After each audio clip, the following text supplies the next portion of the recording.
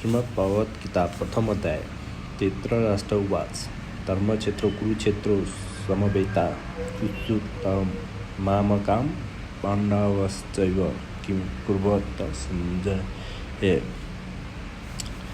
धृतराष्ट्र बोले, हे संजय, धर्मभूमि कुरुक्षेत्र में इकट्ठे हुए युद्ध की इच्छा वाले मेरे और पांडु के पुत्रों ने क्या किया। धृतराष्ट्र आँख से अंधे है, लेकिन आँख के न होने से वासना नहीं मिट जाती, आँख के न होने से कामना नहीं मिट जाती। काश सूरदास ने धृतराष्ट्र का ख्याल कर लिया होता तो आँखें फोड़ने की कोई ज़रूरत न होती। सूरदास ने आँखें फोड़ ली थी इसलिए कि न रहेगी आँखें, न मन में उठेगी कामना, न उठेगी वासना। पर आँखों से कामना नहीं उठती, कामना उठती है मन से। आँखें फूट भी जाए, फोड़ भी डाली जाए तो भी वासना का कोई अंत नहीं है। गीता की ये अद्भुत कथा एक अंधे आत्मा की जिज्ञासा से शुरू होती है। असल में इस जगत में सारी कथाएं बंद हो जाए अगर अंधा आदमी न हो। इस जीवन की सारी कथाएं अंधे आदमी की जिज्ञासा से शुरू होती है। अंधा आदमी भी देखना चाहता है उसे जो उसे दिखाई नहीं पड़ता। बहरा भी सुनना चाहता है उसे जो उसे सुनाई नहीं पड़ता।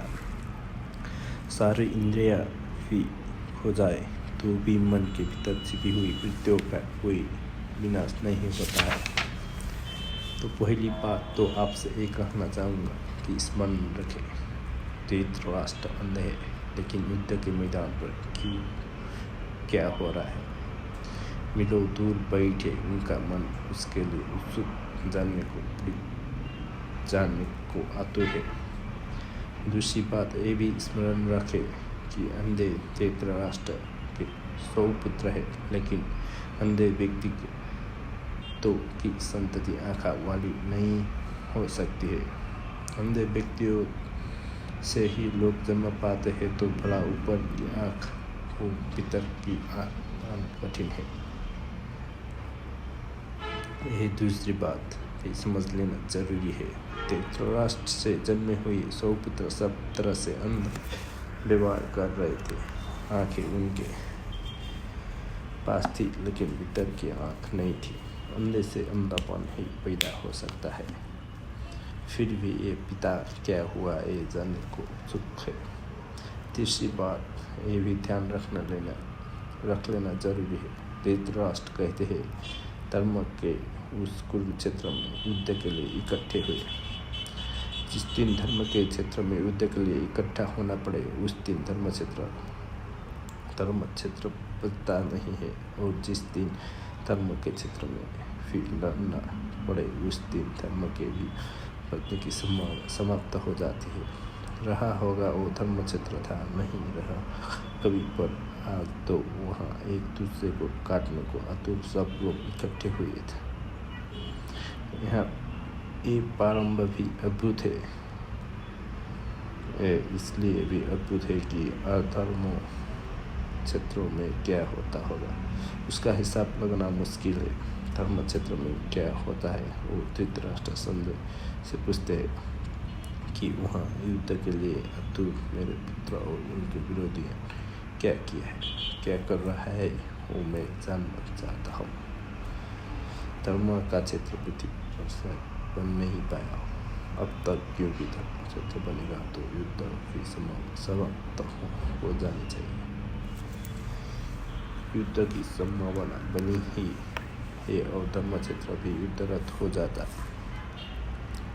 है, तो हम अधर्म को क्यों दोषते हैं, क्या निंदा करें। सच तो ये है कि धर्म के क्षेत्रों में शायद कम युद्ध हुए हैं, धर्म के क्षेत्रों में ज़्यादा युद्ध हुए हैं।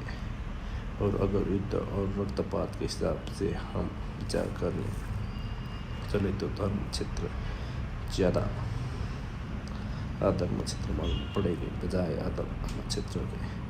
ये व्यंग्य भी समझ लेने जैसा है कि धर्म क्षेत्र पर अब तक युद्ध होता रहा है और आज ही होने लगा है। ऐसा भी न समझ लेना कि आज ही मंदिर और मस्जिद युद्ध के अड्डे बन गए हो। हजारों साल पहले जब हम कहें कि बहुत भले लोग थे पृथ्वी पर और कृष्ण जैसा बुद्ध आदमी मौजूद था, तब भी कुछ क्षेत्र के धर्म क्षेत्र पर लोग लड़ने की ही इकट्ठे हुए थे। ये मनुष्य की गहरे में जो युद्ध की पिपासा है, ये मनुष्य की गहरे में विनाश की जो आकांक्षा है, इनमें जो पशु छिपा है वो धर्म क्षेत्र में भी छूट नहीं जाता। वो वहाँ भी युद्ध के लिए तैयारियां कर लेता है। इसे स्मरण रख लेना उपयोगी है।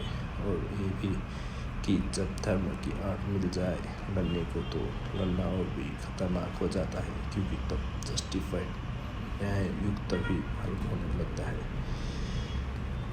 ये अंधे थे जो राष्ट्र ने जिज्ञासा की है, उसे धर्म ग्रंथ शुरू होता है। सभी धर्म ग्रंथ अंधे आदमी की जिज्ञासा से शुरू होता है। जिस दुनिया में अंधे आदमी न हुए उस दिन धर्म ग्रंथ की कोई जरूरत भी नहीं रह जाती है।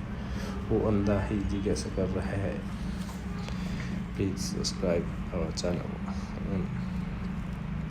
और सुनने के लिए कमेंट करिए नेक्स्ट पार्ट के लिए।